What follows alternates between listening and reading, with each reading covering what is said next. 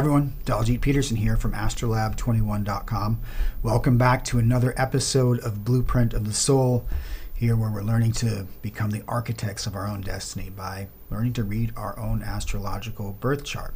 And we've been using our building blocks, we've been building our repertoire up. In the last couple episodes, we've been exploring the principle of the houses, which is a pretty big subject, pretty important thing to understand in astrology, which is why we're spending a couple of episodes on it. And in the last episode, we looked at the first half of the zodiac wheel, the houses 1 through 6, which I call the me houses, the me hemisphere, because it's the parts of ourselves that we use to focus on ourselves. And in this episode, we're going to pivot. We're going to take a look at the we houses, houses 7 through 12, and see how we use these parts of ourselves as we learn to relate to others. Now, real quickly, before we jump into the episode, I do want to do a bit of housekeeping, just some ways that you can support what I'm trying to do with this channel. I'm really trying to grow Astrolab 21 as a real genuine community. Super excited about the opportunity. It's a great experiment for me.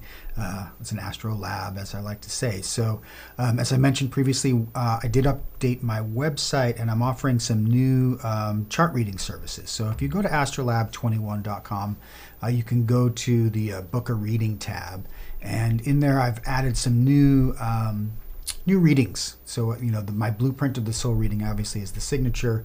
Great if you're following along this series and you're new to astrology. We could do your chart together and we could really get you started on the road to really becoming that architect of your own destiny. But I've got some others as well that are geared towards different stages in life, some different price tiers that you can join. I've also set up my Patreon page, which is a new endeavor for me. I'm really excited to see where that goes. Got 3 membership levels and some cool premium tier benefits that I'm offering, including a monthly Zoom chat, and you get your monthly reading done. And then I also have signed up for this Ko-fi, which I think is a pretty cool, novel thing where if you like what I'm doing here and you think it's worth a cup of coffee, buy me a cup of coffee. That'd be great. I would super appreciate your support there. So lots of ways you can get involved. Obviously, this is a very early stages of this community. So if you were to join at this stage, you'd be one of the foundation members, and it'd be really an honor to have you. I've got a few people already. I've gotten some chart readings for some viewers out there, so super excited to do that, to get to know you guys and to share your blueprint in the coming days and weeks.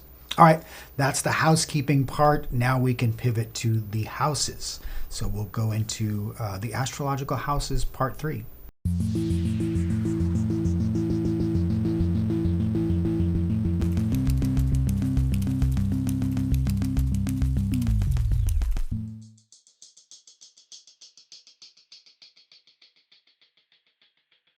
All right, so we're really working our way through this program here. We're getting through, this is the third of the 5 principles that we really need to get a firm grasp on before we can really start to do the fun work of reading birth charts. And I know if you're like me, I'm so eager to get to that point so that we can start really doing some chart readings together. But also a reminder that's really important to get all these foundational principles, and really understand what we're using these tools to speak this language of astrology that we're learning to speak, because it can be complicated, but hopefully you're starting to understand it. We're starting to unpack this in a way that it makes a lot of sense.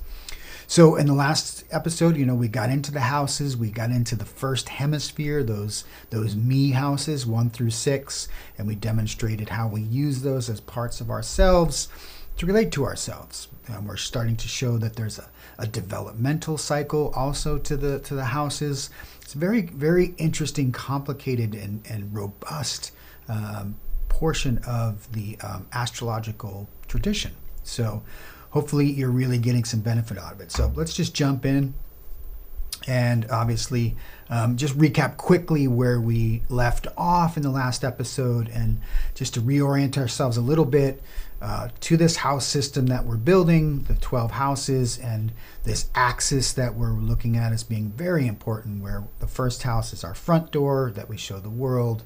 7th house, where we're going to start today, we're going to open our back door and we're going to start to let other people into this right? This first 6 houses, this lower hemisphere that we looked at last week, that's a very private part of us. Now we're about to let in the world, so to speak, through our 7th through 12th houses, through our we hemisphere, through the others, right? And we're going to work our way to the top of the chart here, with the roof, which is the 10th house, which is our career, which is our most public house, which is where the part of us that pursues a career, that is concerned with our reputation in the world, our status, right? And then we'll work our way all the way around through the 12th. And that's kind of what we're going to try to accomplish in this episode. And just a reminder, some of the nomenclature that we're starting to add to our vocabulary. We have the first house, which is the ascendant. We looked at the 4th house, which is the IC, the imam coeli, as we say in Latin, which is the bottom of the chart. And then now we're going to move into looking at the descendant and the midheaven today as we explore this upper half of the wheel. And then just a reminder of the abbreviations, and these are symbols that we're just going to want to start to learn to recognize, because when we start to look at actual birth charts, these will be used to indicate these 4 most important anchors of the birth chart itself. So, as I said, we did the me or the self houses 1 through 6 last week, and we talked about how we also have a quadrant approach. We can break this wheel down into 4 quadrants. And that first quadrant was all about personal representation. And we looked at the second quadrant, those 4th, 5th, and 6th houses being the basics of life. So now we're ready to make that move to the top, the second hemisphere. We're going above the horizon line and moving from the 6th to the 7th house. And we're starting to relate to others, right? We're using the we part of the wheel. So once again, we're going to look at 2 separate quadrants here. We're going to look at the 3rd quadrant, which is houses 7, 8, and 9, and we're going to see how those are really all about interpersonal issues. And then we'll look at the 4th quadrant, houses 10, 11, and 12, and we'll see how those are extrapersonal issues. So sort of one-on-one relating, and we're just expanding outward so that we're including more and more people and more ways of relating to others, and going from the interpersonal to the extrapersonal. And that'll become hopefully quite clear as we break down what each one of these houses represents in turn. So let's just jump right into the 3rd quadrant. And we're going to look at, as I said, houses 7, 8, and 9, which are going to be relating, renewing, and understanding, right? It's about relationships, shared resources, and social functions. So let's just jump right into house number 7 here, and we get the keyword to relate. One of the things I want to point out, now that we're moving from the 1st to the 2nd hemisphere, there's this other relationship that we're going to want to be aware of, which is the dynamic pairing that occurs in astrology. So when we started in the 1st house, which was most focused on the self, right? To be. Right? This is the most selfish of all the houses in the best possible way, because this is the part of us that is really focused on ourselves. Now, the opposite of that, the 7th house, is a house we use to most focus on others, self and others. And we're going to see this sort of dynamic relationship that unfolds as we get to the 8th house, which will be opposite the 2nd. Well, here's the most important house, as we learned, was about our resources, right? What we'll find as the 8th house is about other people's resources, right? We learned about the 3rd house being about how we understand and learn, right? We're going to find the 9th house is how we relate and learn through others. So you'll see this very interesting dynamic that we want to be aware of, and we'll talk a lot more about that in future episodes, but I just want to start to point that out because it's a really neat feature of how this brilliant wheel of the zodiac is constructed. So here we move 7th house so we're about relating here. So we've gone from, particularly important, this transition here from the 6th to the 7th, this move above the horizon. We've really gotten a firm basis. We've established ourselves. We really know ourselves really well, right? And now we're ready to bring that out into the world. And the first encounter with the other is in our one-on-one relationships, what we consider committed partnerships. Of course, marriage is the perfect or ultimate example of this, the 7th house, but it also relates to like business partnerships, right? I like to say that any relationship that you qualify as being mine, right? You say, my husband, my wife, my fiance, my girlfriend, my best friend, my therapist, right? Those are all seventh house type of relationships. You're taking ownership of that relationship. That's indicating something that's a deep, committed. You're committed to that person. It's a one-on-one type of interaction. Now, another thing that's really interesting to think about, and this brings up this point of how the seventh is the opposite of the first house, because what we tend to do in our seventh house is we tend to project the ideal version of ourselves. We project ourselves into the seventh, and we look for that in the partner, in the projected notion of the other, right? And you think about this brings up, like I always think about the Jungian concept of the anima and the animus, right? We often say, that men tend to look for their anima in their female partners, right? Well, likewise, a woman will tend to project or look for that animus part of herself in her male partner. So there's an interesting mirroring that's going on here, and this house is where we tend to do that. But, this is that house we use when we really relate to people in a deep and personal way. So, of course, as we'll learn, as we start to read the chart, whatever sign we have on our seventh house is going to give us a clue as to how the quality, right? Signs are the qualities of how we tend to do our one-on-one relationships. And, of course, if we find we have planets in this house, that's going to add a greater emphasis, depending on that planet, to how we relate, right? If we had found, say, Mercury in our seventh house, well, you can rest assured that the idea of communication is going to be a very important part of how that person is going to relate, and so on. So, a few of the other things associated with that seventh house, diplomacy, right? I consider this is our personal diplomat. This is the part of us that wants to negotiate, that wants to have equity and fairness and balance in relationships, that says, hey, can't we all just get along, right? People with that attitude tend to have a lot of seventh house energy. So it makes sense that this would also be the house that ruled trade and foreign travel, right?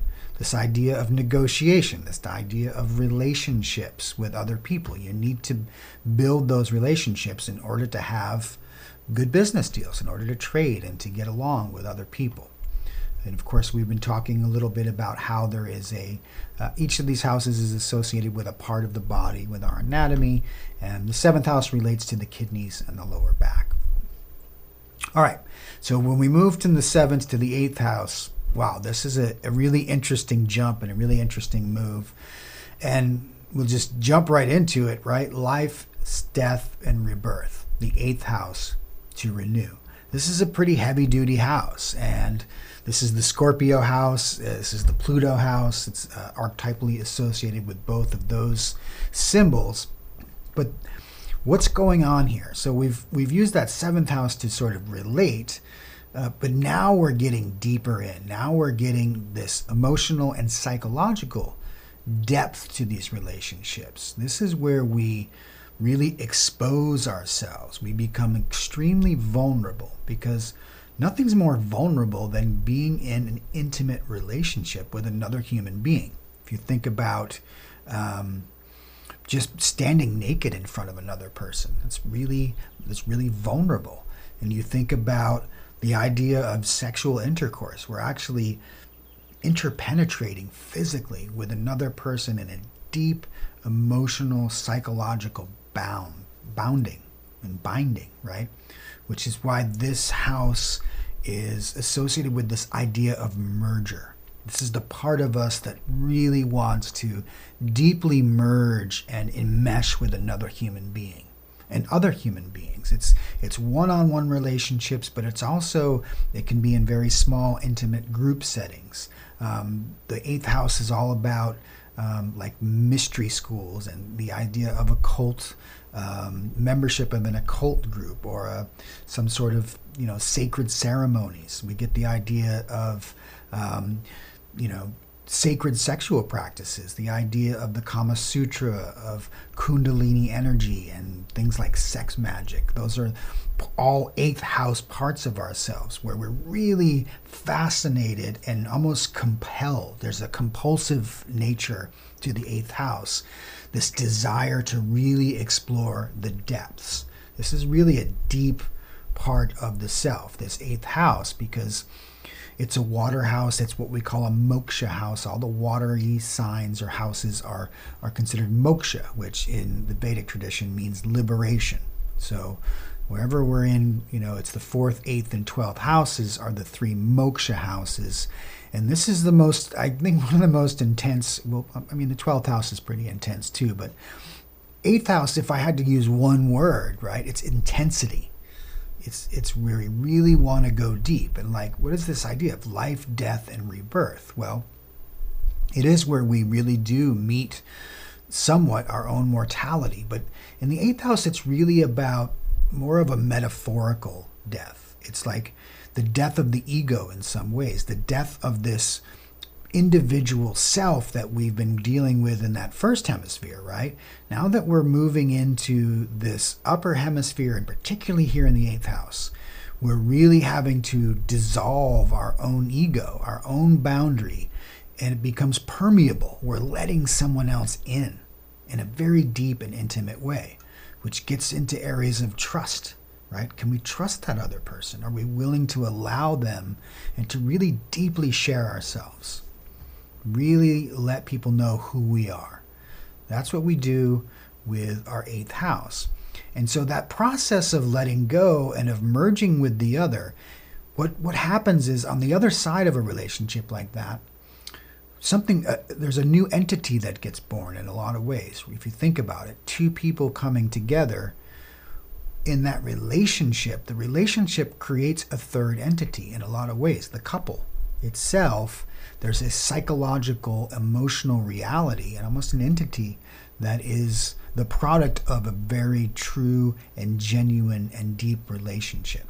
And a lot of the activities of the 8th house, including, sex as a spiritual pursuit, as a almost ritual, as a transformative act, we're transformed by that process, as well as other very deep transformational types of activities. I think we often could associate like certain rites of passage, certain the use of psychedelics to me comes into the 8th house in certain ways. This willingness to explore and go deeply into the unknown, to sort of lose control in a lot of ways. If you've ever done a lot of work with any of the more powerful plant medicines and psychedelics, that's an 8th house experience. You are going deep. You're going into the mystery. You're going into the depths of the psyche, of the unconscious. This is also the house of depth psychology. If you've ever done any deep therapeutic work, your relationship with your therapist, we talked about, that's a 7th house, but it gets in the actual process of therapy is a very 8th house activity. So if you've done any deep work, you've been using your 8th house.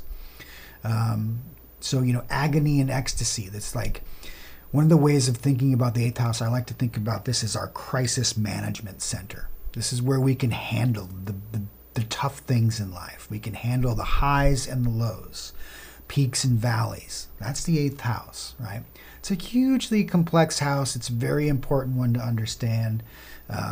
People who have a lot of planets in the 8th house, they tend to be very intense, and they tend to have a lot of these life experiences focused around these very transformational type of practices. Because what are they trying to get to? We're trying to get to the sense of renewal, right? If you are willing to have this death of the self, this death of the ego, what comes out the other side, you're reborn something new, right? You get renewed. This is very much like if you think of the hero's journey, right? Joseph Campbell's notion of that hero's journey. That's a very 8th house endeavor. We have this very intense transformational experience, and we're reborn on the other side a new person. We have a new perspective on life. And that's what we're developing here as we're moving through this wheel of life. We're moving through these 12 houses in a developmental pattern. This is, this takes a sense of maturity. This is not something that a child can do. This is an adult act. These are adult behaviors. We're in the adult world now, developmentally, right? So we talk about inheritance and the wealth of partners. And again, here's that interesting parallel between the second house is our house of personal possessions. This is our own wealth, our own resources. Well, the opposite in the eighth house is going to be other people's wealth, other people's resources. So inheritance is usually indicated by the eighth house, among other things. And the wealth of your partner can be indicated by the eighth house as well. And then no surprise here that the eighth house rules the part of the body of the reproductive and limited organs, the sex organs, the sexual region, right, is ruled by the eighth house. All right, so now, we've had this intense experience. We've been reborn and renewed. So we enter the world and we move into our ninth house. And what the ninth house gives us is this we almost need this new frame of reference now to incorporate this experience of an eighth house intensity, these deeper relationships. We're often emerge from such experiences with a need to understand this more deeply. We need to broaden our frame. We need a broader philosophical context for these new experiences we're having. We're experiencing other people, we're having relationships, we're having very deep, intimate sexual encounters, and the meaning of our lives is being our worldview, our lens is expanding, and we need to contain that with new frames of reference, so to speak. So that's what our ninth house does. This is our house of wisdom, our house of higher learning. This is our sort of own personal library of Alexandria in a lot of ways, right? This is the part of us that seeks out gurus and shamans and wisdom keepers, right? This is this is our house of spirituality and religion and metaphysics, right? And again, this is where I love astrology, because it's a non-denominational system, right? Astrology doesn't care what religion you follow, what spirituality you follow, whether you're a pagan, whether you're agnostic, whether you're Christian, whether you're Jewish, whether you're Muslim, whether you're Hindu. It does not matter.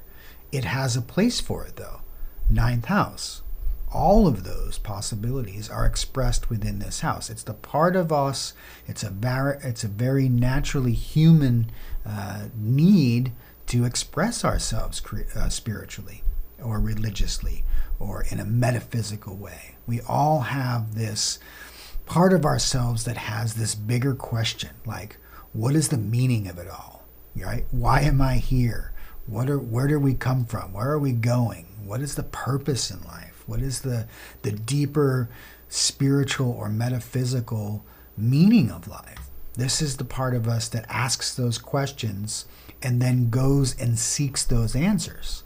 And in seeking out answers of these big questions of life, it often takes us to some very foreign or strange places, literally or metaphorically, whether it's through books that we read that are exposing us to foreign, new, or strange ideas, or literally going on a pilgrimage, on a Mecca, on a spiritual quest.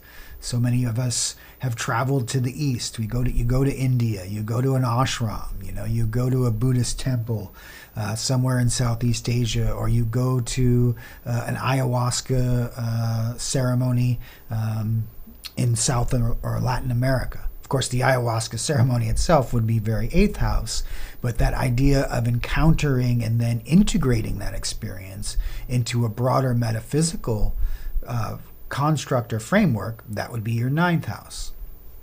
So it's a big, and then we're talking about spiritual practices or dharma. And of course, the ninth house is a dharma house. It's a fire house. The first, the fifth, and the ninth are the dharma houses in the Vedic astrology tradition. And I always like to use that as a point of reference, right? Fire is dharma. It's action. And it's a specific kind of action. It's a spiritual action. This is your dharma, is your spiritual path. It's your highest calling. And so this is the part of us that is going to incorporate some sort of spiritual practices into our lives, right? If you study astrology or yogic philosophy, people who are interested in astrology tend to have a lot of ninth house Sagittarius Jupiter energy, because astrology itself is sort of ruled by the ninth house, as well as any real spiritual practice that helps you to make sense of the world in a very cosmological, spiritual, metaphysical, religious mindset, right? So it has a myriad of expressions, right? It can be fundamentally religious, it can be broadly agnostic, right? But that's all ninth house. That's all that part of ourselves. And anatomically, we're talking about the hips and thighs here in the ninth house. All right, so that's essentially the third quadrant. Those are our interpersonal dynamics. Now, as we make the move to the 10th house, now we're moving to that fourth and final quadrant. These last three houses we can associate with extra-personal issues. We're moving from the interpersonal to the extrapersonal. We're broadening our framework once again, right? Of course, this ninth house, we really broadened our worldview. Now we're ready to take these experiences, these relationships, these deep intimacies, this broader worldview, and we're going to actually establish it into the world in the 10th house. So no surprise here, 10th house associated with career, keyword to achieve. We'll look at the 11th house as being our social impact, the keyword to transfigure, and then we'll move to the 12th house, which is collective consciousness, and we'll explore this idea of transcendence. So let's move to the 10th house here.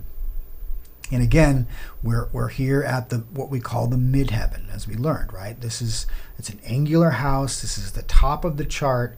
This sits on the axis, on the top of the vertical axis. So 10th house is an important house. It's a weighted house, right? We want to really start to orient ourselves to this idea that the first, the fourth, the 7th, and the 10th are heavy-duty houses. These are our big players. These are the structure and scaffolding of the personality that really we anchor ourselves to and on. So again, let's talk about how if that 4th house was our foundation, our roots, our cellar, our basement, right? Our very private, our most private part of ourselves. No surprise here. 10th house, the opposite, our most public part of ourselves. This is the part of ourselves we take out into the world. This is the part of ourselves that we use to build a career, most likely, right? Because this is really connected to our life purpose. And of course, in the last episode, we talked about the 6th house being the house of work. And there's an important distinction made there, right? Where that was really about, we learned a skill, we learned a trade, we learned a craft, right? We developed a skill set. Now we're going to use that to build a career. So it's an important distinction between the 6th and the 10th house. Of course, they're both considered artha or wealth houses. These are the earth houses, if you will. So there is a nice connection between the 2nd house of literally possessions and wealth, the 6th house of work, and now the 10th house of career. So we'll start to connect those three in a very, it's a trinity of houses. And they're all connected to this idea of building wealth, of resources, of what they call in the Vedic tradition, artha. So fame and reputation, career, life purpose, top of the chart. This is the part of us that is building career. It's the part of us that's climbing the social ladder, right? That tries to get that promotion, that tries to impress the boss. This is the part of us we use in the workplace, at the office, right? In the world, in social settings that are focused on work, right? And focused on how to work and navigate the greater society. Remember, we're talking about the 10th house. There's this archetypal association with Capricorn and Saturn here. So structure, hierarchy. What we're learning is, okay, the rules of the world, right? There's ways and means. There's rules and regulations. And Something that is interesting is it's about man-made laws. This is the house of laws. This is a house of the judicial system, the legal system, judges, and something interesting in contrast to the ninth house, that's really about natural law. It's the laws of the universe. Those are universal sort of natural laws. Whereas in the 10th house, we're dealing with man-made laws, the laws of society, the laws of our culture, right? And we have to negotiate those. We have to work within them. We have to learn how to play the game in a way. It's just, this is, the 10th house is that part of us that plays the game of life in a very public way. So no surprise that it's involved in commerce and trade and business in a way similar but different, right? So if we talked about that 7th house being that one-on-one, we might use that at the negotiating table where we're negotiating a deal with a partner or with a potential, trade partner. Here it's more general. It's like, this is how we engage in the entire business, the overall structure of any career that we're involved in. As I said, institutions. The 10th house is associated with the father figures, and the patriarchy. Of course, opposite to what we talked about. The 4th house being more the mother or mother figures, nurturing figures, and more broadly with the matriarchy, which is tradition, which is roots, the family.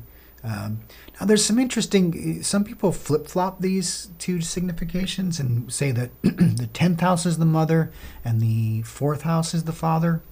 I've never quite understood that personally. And some very esteemed astrologers who I really admire and respect tend to take that approach. It's never really jived for me, but I'm curious for you, maybe that is.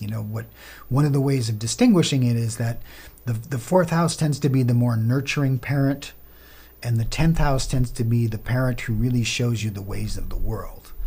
Maybe it's just my personal bias, where for me, my mother was the nurturer and my dad was out in the world. He was the career guy and he showed me how the world worked, so to speak. So I think that's a more traditional orientation, though these things are changing rapidly in our modern society. So it could be different for you. But this is, in general, though, the parental axis, this 4th, 10th house axis, is deeply connected with obviously the Cancer Capricorn axis, the 4th, 10th house axis, the moon, and Saturn. These two, it's very much connected to the ego in a lot of ways.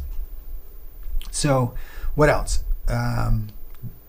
Anatomically, we've got the 10th house rules the knees. So again, we're moving now. We've established ourselves at the top of the chart. Now as we move into the 11th house, its keyword is to transfigure. What does that mean, to transfigure? Well, at its most mundane level, the 11th house is always associated with society, with our social network, right? It's how we interact with our book clubs and our fraternities and our sororities and the groups that we're involved with and connected to, our social circle. And it's the part of us that socializes, right? Whether it's in person and all of those types of endeavors, whether it's online through, Facebook groups or subreddits, right? It's the idea of social, the idea of community, right? Wherever we feel like we're connected to some sort of community, this is where we're using the 11th house side of ourselves. Now, in a much more profound way, what we want to start to think about is, if in the 10th house we've built this career, right, and we've actually become useful in society, we have a function, we have a purpose, we have something to offer and to give back. Well, that's where the 11th house becomes the gift that we give back to our culture and our society. It's where we offer up something for the greater good. We participate. We want to improve the society that we're a part of. We want to give back, right? It's also why the 11th house is often associated with charitable donations, with being a member of a charity organization, with donating your time, with doing community service, right? It's this place where we have a chance to give back, right? Which is this very idealistic collectively oriented part of ourselves, which of course this is connected with the sign of Aquarius. It's connected with the planet Uranus. So you can understand how this 11th house complex is oriented, right? It's oriented towards the collective. It's oriented towards the group. It has this very idealistic or even altruistic quality to it. How can I serve the greater good? How can I be of service, right? How can I make the world a better place? That's our 11th house, and it's a very high ideal. Remember, we're getting into this extra personal area of our chart here. We're really dealing with society. We're dealing with our bigger relationships. What's our impact on the world at large? Whether it's our local community, whether it's some group or that we're members of, whether it's a charity organization, also obviously trade and business organizations, the Elks Club or things of that nature, all come under the auspices of the 11th house. Influential people, right? Really good social connections, like, I know a guy. That's your 11th house that knows the guy, right? And that can help you, right? And so the relationships we build with our 11th house can be very helpful and influential in helping us make that impact on the world. So this is really a pinnacle of the wheel in a lot of ways, because what we're about to see is the move from the 11th to the 12th house is a pretty significant move. And we're going to go there right now as we go from transfiguring to transcending. And I was writing an article about this subject recently about the 12th house, and this move as we get to the 12th house, we've been moving up and up and up, right? We've gone bigger and broader and wider, and you expect maybe, okay, this is the final step. This is the next step up, right? We're gonna make the highest point on the ladder. We're gonna take our seat at the throne, so to speak. And it makes me think of a Game of Thrones analogy where what the 12th house sometimes can be is you open the door to the 12th house and you realize, oh, I just walked through the moon door at the Eyrie, right? If you know that scene, it's like all of a sudden the bottom falls out from under you and you just drop into nothingness. Well, the 12th house can have some of that quality to it, because this is the house of transcendence. This is the house of spiritual liberation. This is the house of life after death. Okay, this is can be a difficult house for a lot of us to get a handle on, because it's back to, in a lot of ways, we're moving in the 12th. It's the house before the first house. In many ways, the 12th house can be the house of the womb. And if you think about that first house being the moment of the first breath and our birth, well, we spent that previous 9 months in utero. We spent it in the womb, right? We were in our mother's belly. So the 12th house has this womb-like uterine quality to it, that watery realm before we were born, right? Which is sort of the perfect sort of oceanic connection to oneness, right? We were connected, we were being fed, we were being nurtured in the fluids within the womb. It's really like paradise being inside your mother's womb, right? So it's the space before life, and it's the space after death, right? So there's this. This is the house of God. This is the part of ourselves that yearns to return to the source, which is that cosmic oneness, the place that we came from before we were born. We want to return to it. So it has this yearning to connect to this sense of universal love, the sense of the source energy, the God or the Godhead, the oneness with all that is. So it's a pretty deep house. This is our most spiritual and highest aspirations. This is where we go to look for enlightenment. People who have a lot of planets or emphasis on their 12th house tend to be these spiritual seekers. They're on a quest. They're on a journey to really know God. right? And if you've met those people, this is the Pisces archetype. This is the Neptune archetype. All of those have this archetypal connection to the 12th house. Now, it also can be the house of escapism, delusionment, and addiction, of self-sacrifice and martyrdom, of loss and poverty and suffering, right? Detention, confinement, and prison. You're like, wait a minute, I thought this was the house of spirituality and liberation and enlightenment. Well, think about it. Again, we're dealing with another liberation house, a moksha house. And I'm always reminded of that famous phrase from Jesus who says, a camel has a better chance of getting through the eye of a needle than a rich man does of getting into heaven. What he's saying is, you basically have to drop your bags here at the door of the 12th house. The path to enlightenment, you don't get to take all of your material and worldly and earthly possessions with you. You drop it. And so there is a sense of loss. All of this that we've worked throughout this whole cycle to acquire, we've built these skills and we've built relationships and we've built a career and we have a community and a society. And then we get to the 12th house and it's like, there's something more than all of that. And we have to sort of let go of a lot of these things in order to truly understand our 12th house. And for a lot of us, that can be terrifying, and we can be afraid to face this.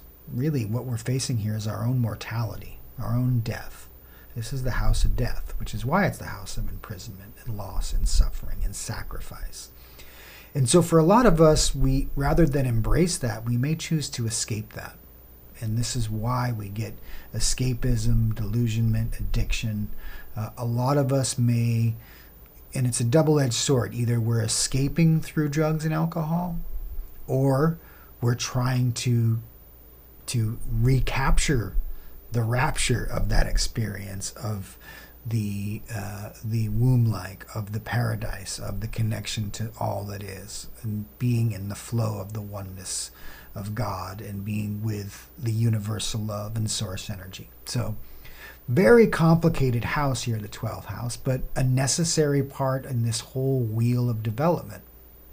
So there's a real connection to what we talked about, with that 8th house as like trials of rites of passage, of dealing with metaphorical deaths, so to speak. The 12th house has that as well, and it does have this sense of ego loss. We almost have to lose our ego in order to be reborn again and to go around the wheel again another time. So we've sort of established this sort of developmental approach to the wheel of the zodiac. And so that's taken us all the way around. So we can see how we're constantly, in a way, working our way around the wheel of the 12 houses. And there is this interesting pattern. We can borrow the ideas from developmental psychology, for instance, where we have these developmental models, stages of development.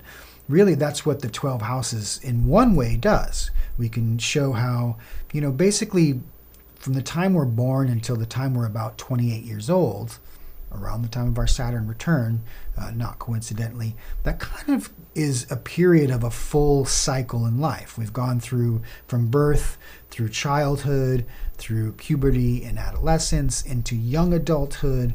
And by the time we're 28, we've had a few years as adults. We've started to establish our career. We've started to find our place in society. We've started to figure out where we fit in. We may have had some deeper spiritual experiences, right?